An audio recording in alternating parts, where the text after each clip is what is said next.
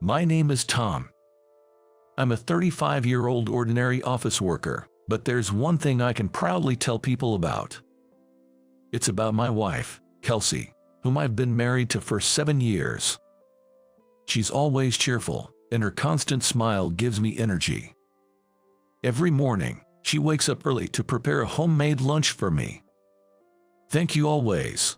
You always take care of dinner and breakfast preparations. It's the least I can do, she said. She added, handing me a package with my lunch and another smaller one for the cupcakes. What's this? Cupcakes? Have you forgotten what day it is? It's the anniversary of our special start, she reminded me.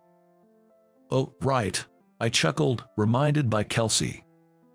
Today is our wedding anniversary. I don't usually bake, but I got carried away today. Dinner will be a treat. I'll prepare plenty. Thank you.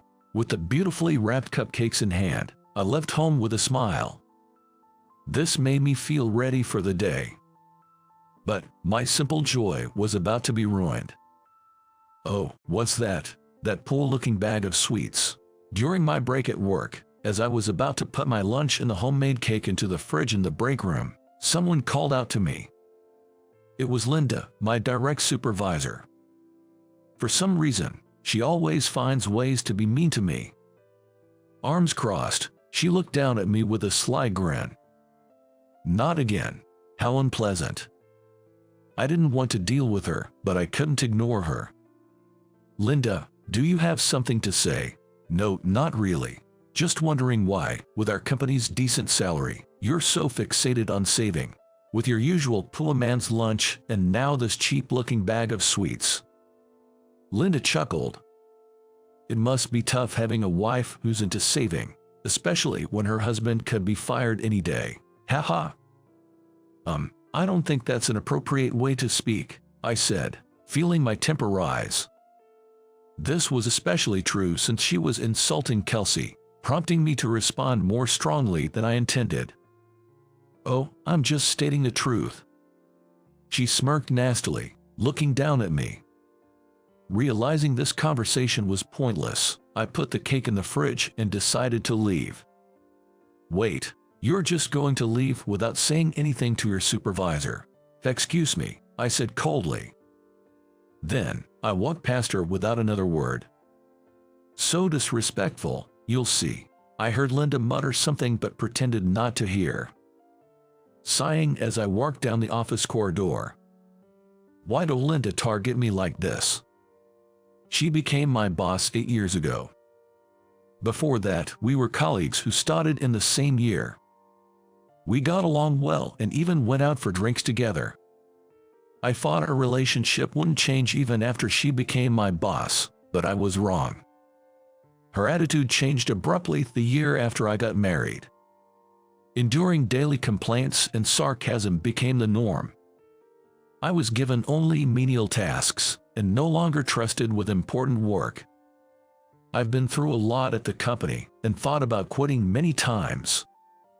I've been working hard, knowing Kelsey is waiting for me at home. What is this cake? It's awful.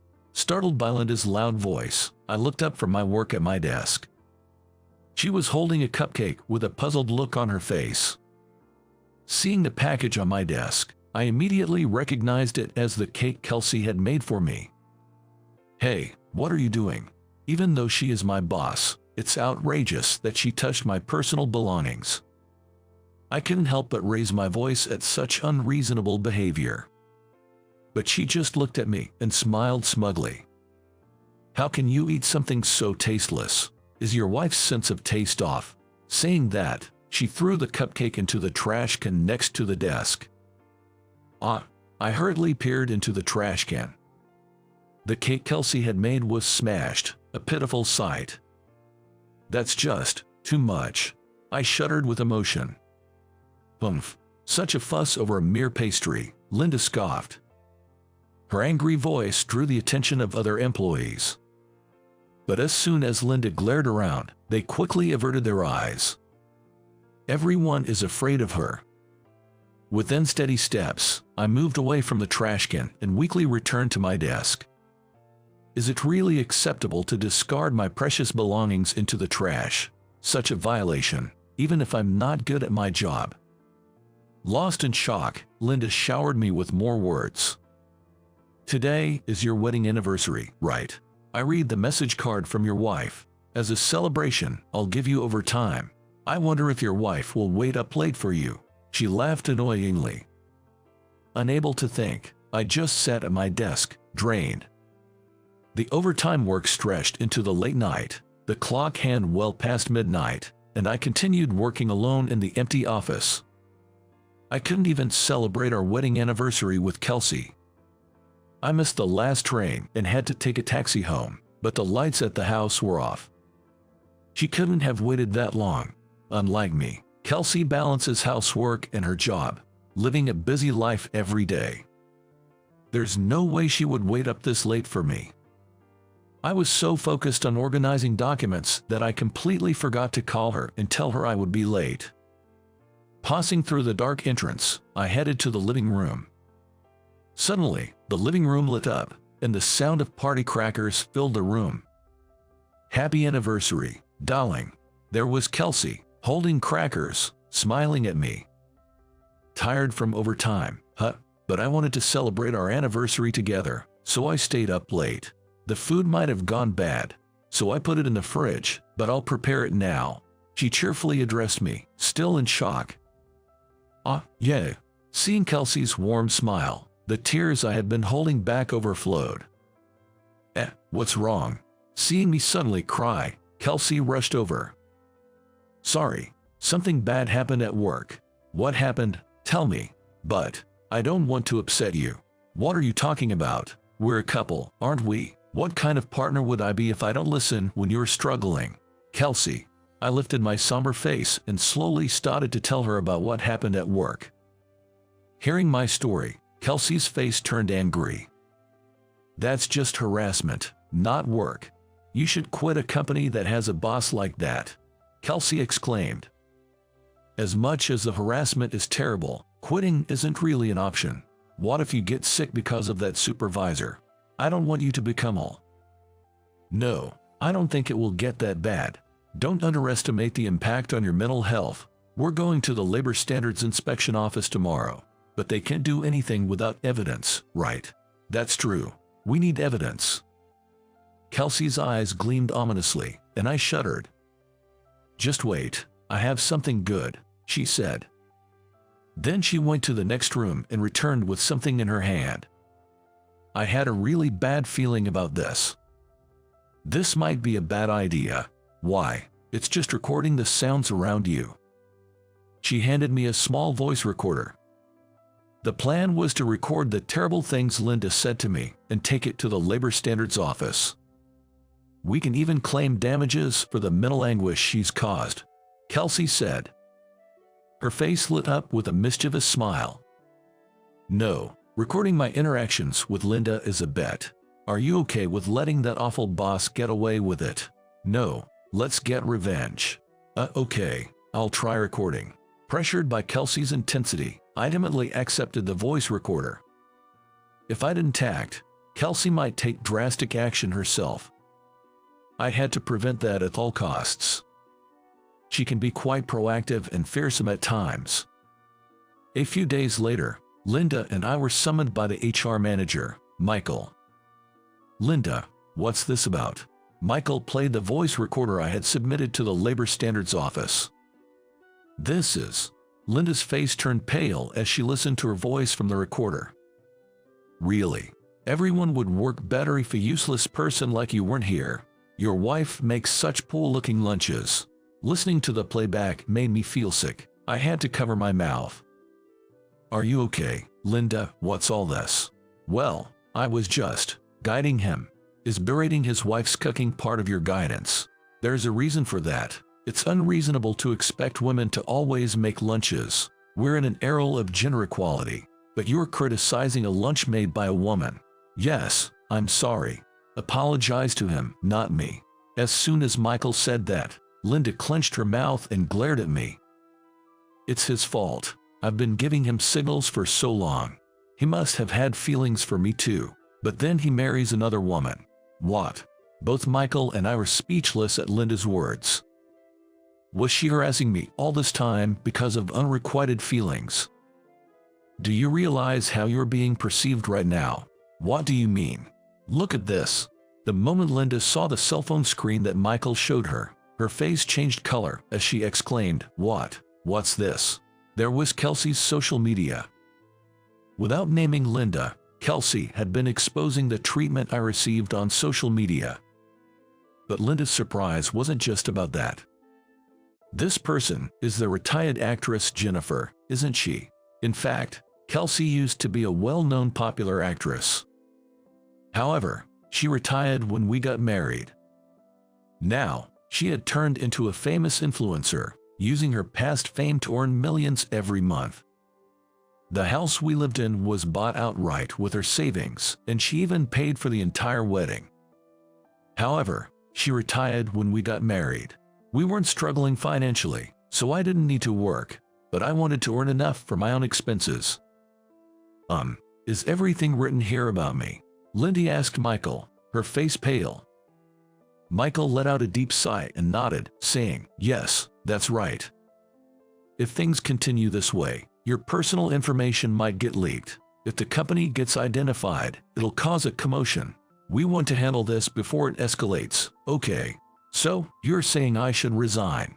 That might be best for you. Also, if you have any social media or blogs, you should shut them down immediately. Jennifer's fans might start harassing you if they identify you." Wait, you mean Jennifer's husband is? Yes, that's me. Is there a problem? No way, Linda exclaimed, as if she couldn't believe such an improbable turn of events. I used to be just a fan of hers. Never thought I'd end up in this relationship. We kept their relationship quiet within the company, Michael added. I'm truly sorry. Please ask your wife to delete the social media posts. I have my own life to live. Please. Linda, trembling, begged me. I understand, I told her. I never thought the harassment that tormented me for 7 years could be resolved so easily. That day, Linda offered to resign and wrote a pledge to never involve herself with us again. It seems she's now living quietly back at her parents' house. As for me, life had returned to normal. I'm still working at the same company. Overtime is still frequent, but now other employees, who couldn't speak up before, are eager to help.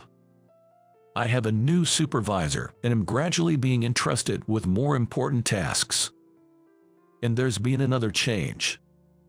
Hey, after this incident, my fans really want to meet you. Would you join me at a fan gathering? No, I'd rather not. Why not? They all want to meet you. Kelsey was insistent on introducing me to her fans.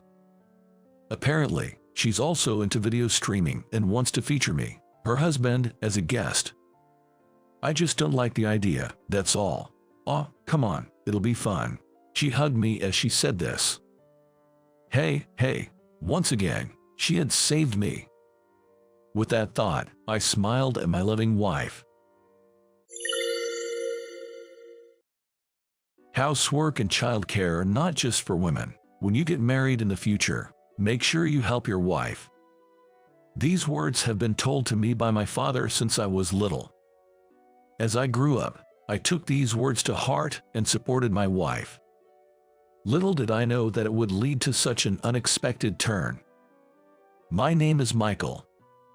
Although I'm a man, I don't work and instead dedicate my time to housework and childcare at home.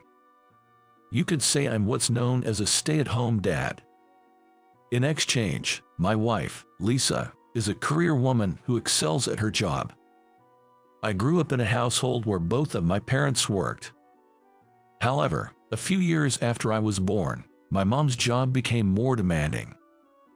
Additionally, her workplace was over an hour away from our home. She couldn't find a time to do housework and childcare as she used to. So, after discussing it, my parents decided that my dad would take on the primary role in housework and childcare. Since my dad had a shorter commute and his job wasn't as demanding, he had more time to spare for housework and taking care of us. By the time I was aware of it, It had become normal in our household for my dad to handle the housework and childcare. When I got home in the evenings, I would find my dad cooking dinner in the kitchen. This was a usual scene in our home. Being an everyday cook, my dad was good at it and made delicious meals. He would make a variety of dishes, from pasta to beef stew, and many more. On weekends, my dad would take me to the park to play together. He was also the one who attended school events. I remember standing out at my first school open house in elementary school because my dad was the only father there. At that time, when another child asked, "Why isn't your mom here?" I realized that my family was a bit different from others. After the open house, I asked my dad why, and he explained the situation to me. "Your mom couldn't come because of work, but she cares about you a lot, whether it's a man or a woman. It doesn't matter who does the housework and childcare. When you get married in the future, make sure you help your wife," he said with a smile. As a child, I felt that even though my family was different, I was perfectly happy with how things were. I never wished to change or dislike my family. Although my mom was always busy, she would take us to amusement parks or zoos on her rare days off. I could clearly feel my mom's love for me. As I got older, I was asked to help with the housework. In today's world, it's good for men to know how to do housework. Knowing how to do household chores will never be a disadvantage in the future. When I was told that, I thought becoming independent was still a long way off, and it seemed like a hassle. Back then, playing with friends was definitely more fun. But I had to do it because my dad developed back pain. Once I started doing it, I realized how hard housework was. There were endless tasks like laundry and cleaning.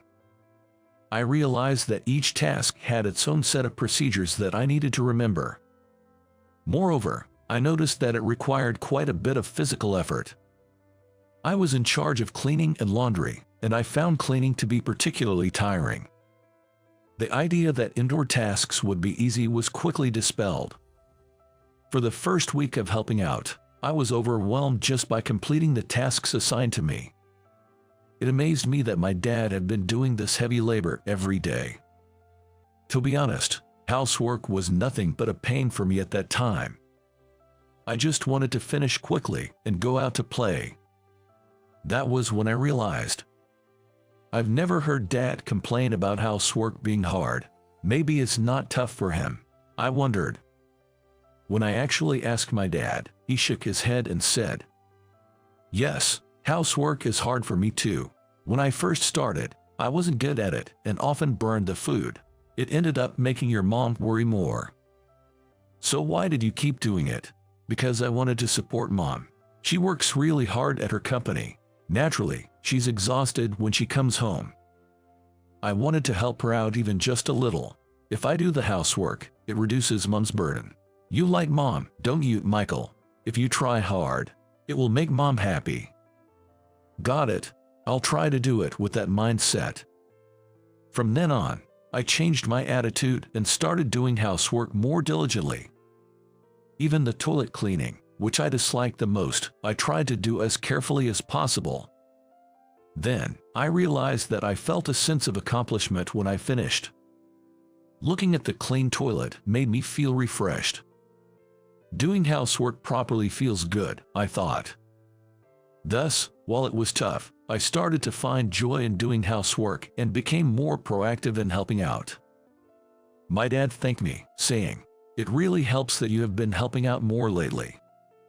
It seems like Mom also heard about my efforts from Dad. "You helping out shows how much you've grown. Thank you." I was very happy when I was told this. I became even more motivated to do housework, especially cooking, which I got really into. Dad always did the cooking because it involved using knives and fire, and it was considered difficult. But I wanted to make Mom happy by cooking for her birthday, so I asked Dad for help. Dad agreed to help if it was for that reason. The dish I made was spaghetti. It's Mom's favorite and easy for beginners to make.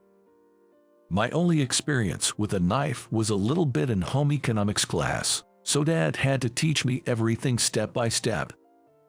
Cutting the vegetables was hard, but I managed to finish it without any major mistakes. As I plated the dish and waited for Mom to come home, she arrived shortly after.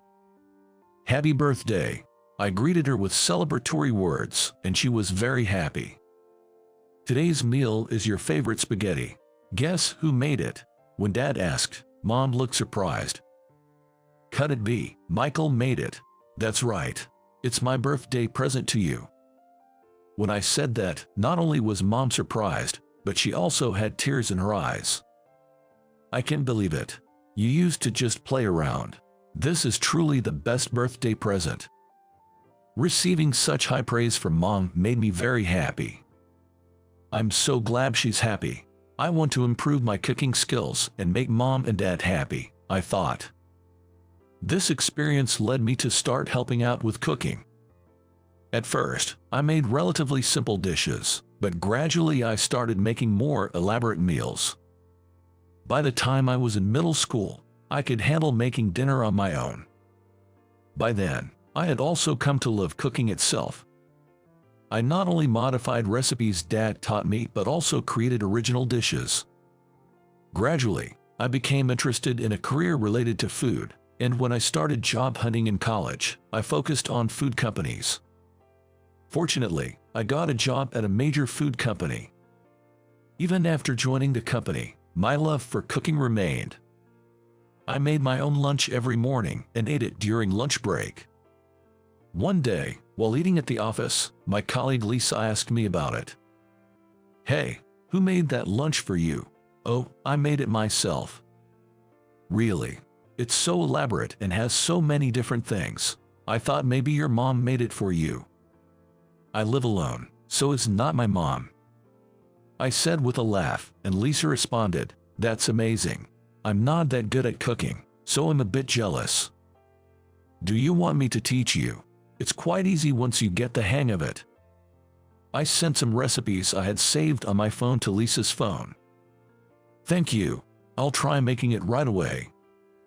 Lisa said that and left with a happy look. The next day, when I approached Lisa while she was eating her lunch, I noticed a slightly burnt hamburger in her lunchbox. "Oh, don't look at this." Lisa quickly hid her lunchbox when she saw me. Sorry. I followed the recipe you gave me, but I ended up burning it. The taste is also bland. Can I watch you cook next time? I want to get a little better at cooking." Sure." I was surprised by the sudden request but had no reason to refuse, so I agreed. On our next day off, I invited Lisa to my house and taught her how to make hamburgers.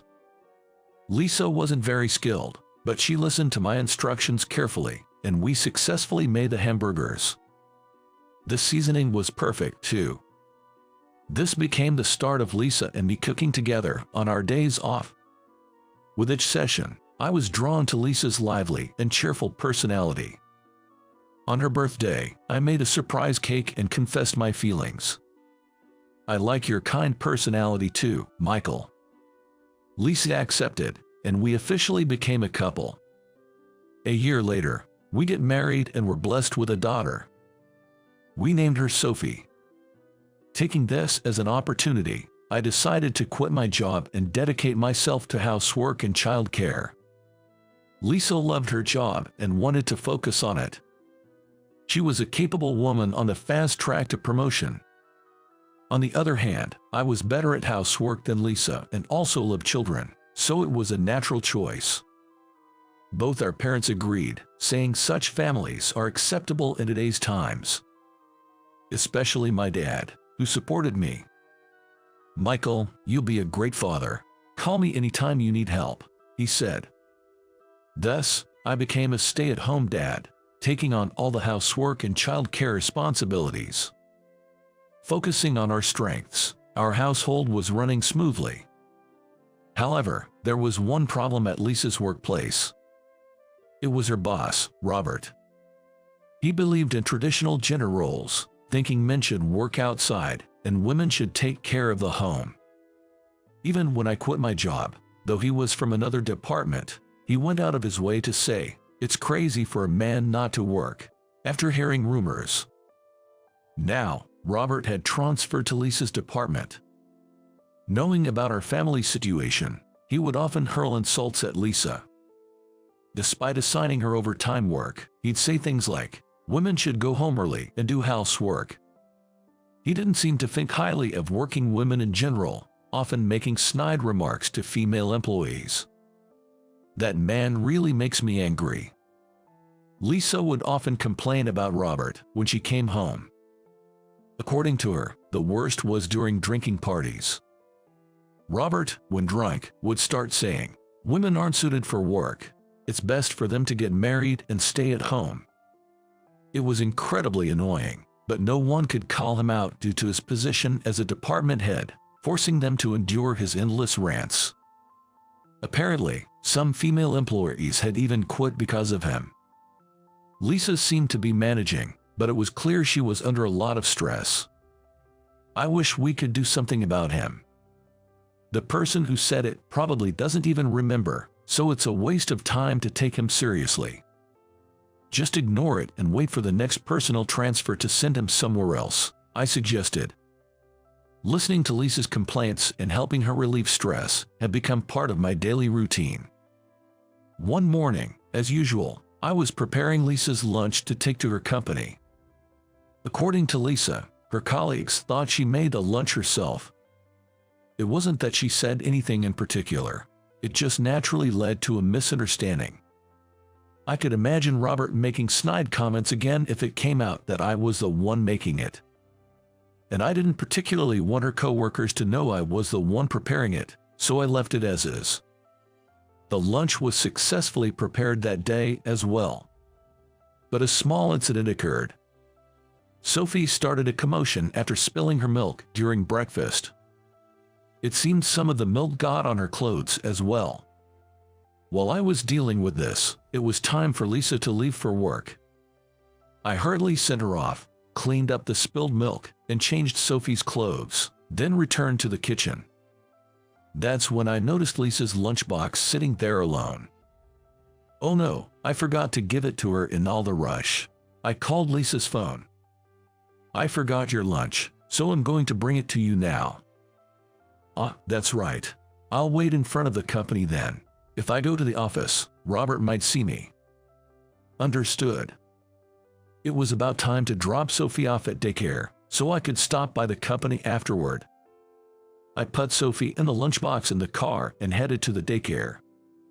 Then, I drove to Lisa's company. Upon arrival, Lisa was waiting in front of the company.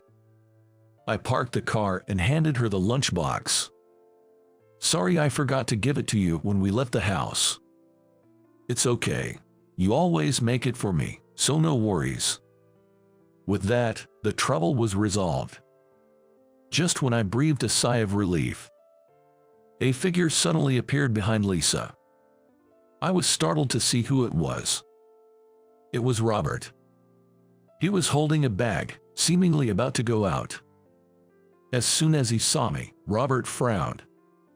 Well, if it isn't Lisa's husband. What are you doing here? I've run into someone unpleasant."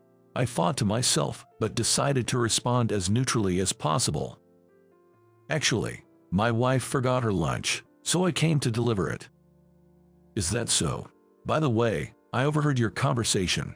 Are you the one making lunch every day?" "Yes, that's right." I'm probably going to get a few snide remarks now, I thought. As expected, Robert started ranting, snorting disdainfully. "Are you a full-time house husband? A man not working and just staying at home is a burden to society. Making lunch is supposed to be a woman's job. It's disgraceful for a man not to work and just do household chores. You have a child, don't you? Can a child grow up properly in such a household?" He went on and on as if he had been waiting for this moment. What's wrong with a man doing housework? It's not causing any trouble at the company, I thought. I was furious but thought it was not wise to argue back here. Making a scene could negatively affect my wife's position at her company. I was about to deflect a comment lightly when Lisa shouted. "Enough is enough," Lisa exclaimed loudly. I was surprised by my usually calm wife's outburst. Housework, including child-rearing and cooking, is a respectable job. We have discussed and agreed upon this division of labor in our household. Please don't meddle in our family's decisions. Besides, my husband being a stay-at-home dad doesn't inconvenience you, Robert. So please leave us alone," Lisa said firmly. Robert, taken aback by her assertiveness, mumbled something and walked away. Lisa calmed down and apologized. "Sorry for raising my voice. I was just so angry." "No, it's fine. If anything, I'm grateful. Thank you." I was genuinely relieved Lisa had spoken up, but I worried about the repercussions of standing up to her boss. Unfortunately, my concerns came true. Since that incident, Lisa became a bigger target for Robert, facing an onslaught of daily harassment. About a month later, Lisa was visibly exhausted. Moreover, it became clear from the newly announced personnel changes that Robert would not be transferred. "Why don't you quit the company? We have enough savings, and you can take your time to find a new job." "Well, maybe I should." Lisa agreed. However, a significant change occurred shortly after. The company's president was suddenly replaced by a woman. The previous president had fallen ill and could no longer work, leading to this change. The new president, being a woman, implemented a series of reforms from a female perspective. She promoted paternity leave for men and supported female employees in returning to work after pregnancy and childbirth, spreading ideas completely opposite to Robert's. Robert was demoted after a meeting with President Johnson exposed his discriminatory beliefs and history of harassment. Lisa decided against quitting and continued working as before. "The company has become so much more comfortable to work for," she said happily. In a few years, the company became popular among women for its positive reputation, and the number of female employees increased. We also started to gain attention as an exemplary couple. As proof, I was interviewed for the company newsletter, where I shared my views on housework and child care. After the newsletter was published, I became known throughout the company group as a commendable stay-at-home dad. Furthermore, the reputation spread externally. Thankfully, I was approached by the media and started writing a column on childcare and housework in a magazine. Initially anxious, I managed with the editorial team's help. I hope my experiences can help others. My parents were delighted when I informed them. "I'm so glad to see you've become a great father." My dad even called and said. Interestingly, there seemed to be a change in Robert too. When Lisa had to meet him for work, he apologized for his previous harassment. After being demoted, he explained the situation to his wife, who left him due to his arrogant attitude. Facing the challenges of housework alone made him realize its difficulty. After convincing his wife to return, he began helping with housework. When he asked me for housework advice, I couldn't believe what was happening. Lisa was amazed. In any case, it's great that things have improved. Our family might be a bit unconventional, but Lisa and I are doing what we love. I want to continue protecting this happy home.